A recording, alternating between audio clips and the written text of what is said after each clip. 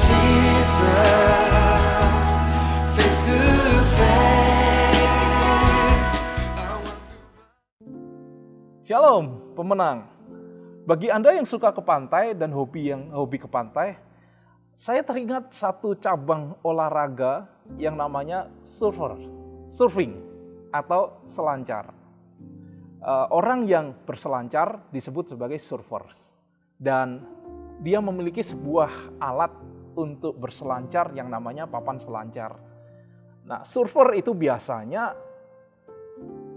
dia menghadapi ombak di pantai, kemudian dia menari-nari di atas ombak itu dengan papan selancarnya. Tapi kita perlu melihat, ada beberapa orang yang ketika melihat ombak, orang-orang itu takut karena melihat ombak yang begitu tinggi, begitu dahsyat, tergulung dan sebagainya. Apalagi kalau ombak itu di pantai yang cukup ekstrim. Bahkan bagi beberapa kita, apa yang dilakukan oleh surfer itu adalah sesuatu yang ekstrim. Kadang kita berpikir begini, apakah mereka nggak takut ketika menghadapi ombak? Jangan-jangan nanti ketika mereka melakukan surfing dengan papan selancarnya, jangan-jangan nanti mereka diterkam oleh ombak, mereka diterjang oleh ombak, bahkan mereka tergulung di dalam ombak itu. Bukankah itu sesuatu yang dikatakan bisa mengambil nyawa, berbahaya, sesuatu yang berbahaya bagi surfer tersebut. Tetapi kalau kita tanya, kita melihat dari sisi surfernya, perselancarnya, dikatakan bahwa ombak yang besar itu justru menjadi sebuah tantangan bagi mereka.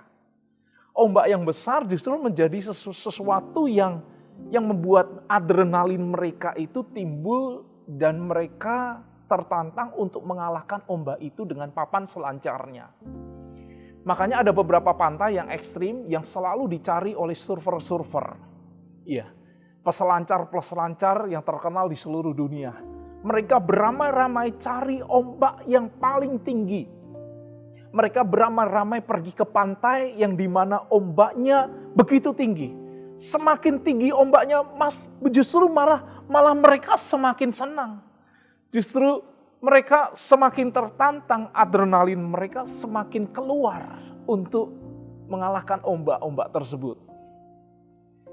Tapi bagi beberapa orang itu sesuatu yang ekstrim. Bagi beberapa orang, ombak di pantai itu ada sesuatu yang menakutkan. Ada banyak orang ke pantai cuma duduk-duduk di pinggir pantai. Ya, hanya menikmati di pinggir pantai sambil berenang kecil-kecilan di sana. Ya. Tapi bagi beberapa orang yang dinamakan surfer, mereka begitu ekstrim. Mereka bahkan ke pantai yang begitu ekstrim untuk menaklukkan ombak-ombak tersebut. Saudara yang dikasihi Tuhan, saya belajar dari situasi di atas yang sudah saya jelaskan tadi tentang surfing. Roh Kudus memberikan sebuah pelajaran yang berharga di dalam hati saya. Ada satu hal yang perlu kita pelajari, bahwa iman itu tidak timbul dari zona nyaman. Tuhan melatih Anda dan saya tidak di zona nyaman atau di zona aman. Tetapi justru iman itu timbul dari sebuah goncangan. Saya percaya iman itu timbul dari ombak yang tinggi. Seharusnya semakin tinggi ombak yang kita hadapi, semakin tinggi goncangan yang kita hadapi, atau semakin besar hambatan yang kita hadapi, seharusnya iman yang lahir di dalam hidup kita harusnya semakin besar kapasitasnya dan semakin kuat kapasitasnya di dalam kehidupan Anda dan saya. Oleh karena itu saya tegaskan, saudara-saudara yang dikasihi Tuhan, iman Anda dan iman saya tidak timbul dari zona nyaman, tetapi iman Anda dan saya timbul dari sebuah goncangan yang Tuhan izinkan di dalam kehidupan kita. Kita belajar dari satu pribadi yang bernama Paulus. Dia seorang hamba Tuhan yang besar. Di dalam 2 Korintus 11 ayat 23 sampai 27, firman Tuhan berkata demikian. Bahkan Paulus berkata demikian. Ayat 23. Apakah mereka pelayan Kristus? Aku berkata seperti orang gila. Aku lebih lagi. Aku lebih banyak berjeri lelah. lebih sering di dalam penjara,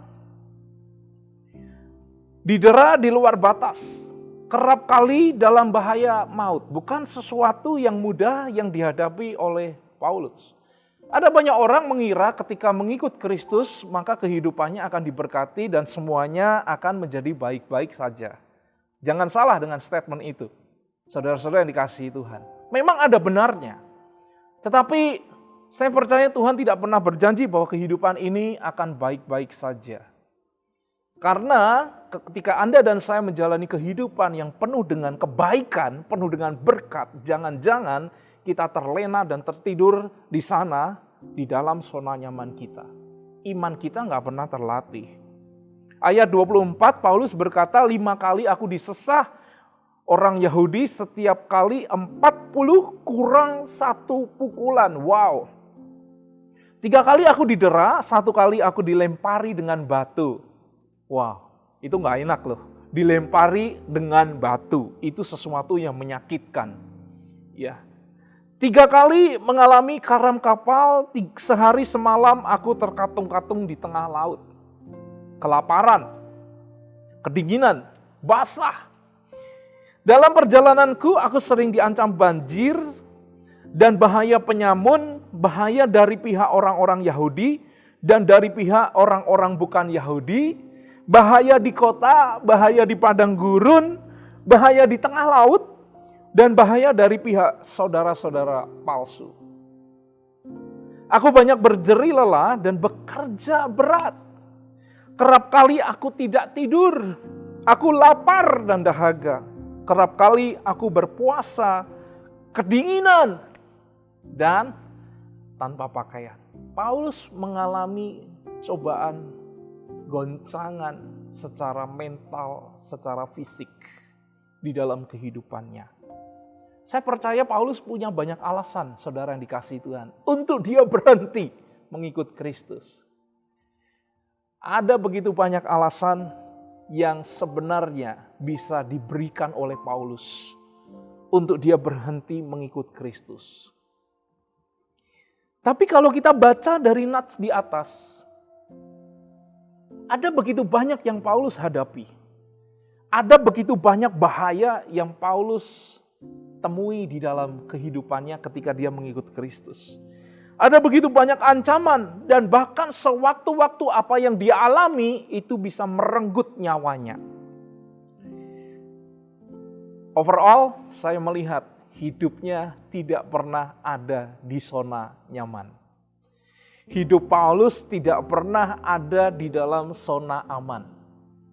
Hidup Paulus tidak pernah ada di dalam sesuatu yang nyaman, yang enak. Seolah-olah digoncang terus oleh kehendak Tuhan di dalam kehidupannya. Tetapi saudara yang dikasihi Tuhan, kita lihat ketika hidupnya Paulus digoncang sedemikian rupa, diizinkan sesuatu, ada di dalam ancaman dan bahaya. Kita lihat Paulus muncul menjadi seorang pribadi yang tangguh, yang kuat, yang teguh, tahan banting, tidak cengeng, berani, dan penuh iman serta kuasa. Kita belajar sesuatu dari kehidupan Paulus. Kalau Tuhan izinkan sesuatu terjadi di dalam kehidupan kita hari ini, bukan berarti Tuhan jahat. Bukan berarti Tuhan tidak senang dengan hidupmu. Tetapi ada maksud Tuhan. Saya mau share 2 hal, saudara yang dikasihi Tuhan. Kita belajar dari kehidupan Paulus. Kalau hari ini yang pertama adalah, kalau hari ini Anda dibanting dan digoncang, tenang aja, tenang dulu, jangan panik. Ya, mungkin Tuhan tahu, Tuhan sedang melihat kondisi Anda sudah terlalu lama tinggal di zona nyaman. Dan Tuhan tidak mau iman Anda menjadi tumpul, iman Anda menjadi tertidur, terlelap. Iman itu sekali-sekali harus digoncang. Sehingga untuk sekian waktu Tuhan itu mau bangunkan iman Anda. Lewat goncangan-goncangan yang Tuhan izinkan. Lewat ombak-ombak yang Tuhan izinkan di dalam kehidupan Anda. Saudara yang dikasih Tuhan, saya kasih tahu karakteristik dari iman itu akan hidup ketika goncangan terjadi. Iman itu akan muncul, akan aktif ketika ada ombak yang ada di dalam kehidupan Anda yang sedang Anda lihat hari ini. Kalau Anda lihat masalah hari ini, kalau Anda lihat persoalan hari ini, janganlah imanmu menjadi runtuh. Janganlah imanmu menjadi lemah, karena itu bukan karakteristik dari iman. Iman tidak pernah terkamiri oleh ketakutan. Kalau Anda beriman kepada Tuhan, maka ketika Anda melihat goncangan, ketika Anda melihat ombak yang tinggi yang ada di hadapan Anda, iman itu muncul menjadi kekuatan, menjadi keberanian, menjadi dorongan, menjadi motivasi di dalam hidup kita, menjadi kekuatan di dalam hidup kita, menjadi sukacita di dalam hidup kita, untuk kita bisa menghadapi ombak dan goncangan yang Tuhan izinkan di dalam hidup kita. Iman itu sifatnya bukan mundur. Iman itu sifatnya bukan lemah. Iman itu sifatnya bukan menyerah. Tapi iman itu sifatnya adalah berani menghadapi, maju, dan memperoleh kemenangan. Yang kedua, saudara yang dikasihi Tuhan, kalau Anda dibanting dan digoncang, itu tandanya Tuhan sedang melatih otot iman Anda. Tuhan sedang melatih iman Anda. Supaya apa? Supaya iman kita itu semakin kuat. Supaya iman kita itu semakin berotot dalam tanda kutip. Sehingga tidak mudah dijatuhkan. Sehingga tidak cengeng. Iman kita itu gak cengeng. Dikit-dikit ngeluh. Dikit-dikit marah. Dikit-dikit protes. Dikit-dikit kecewa. Itu bukan iman. Dan iman harus dilatih. Supaya apa? Supaya Anda muncul menjadi pribadi yang terlatih lewat situasi-situasi yang Tuhan izinkan di dalam hidup Anda. Sehingga ketika di kemudian hari Anda menghadapi situasi yang sama, Anda tahu kemarin Anda sudah dilatih oleh Tuhan. Dan Tuhan percaya Anda bisa memperoleh kemenangan di sana.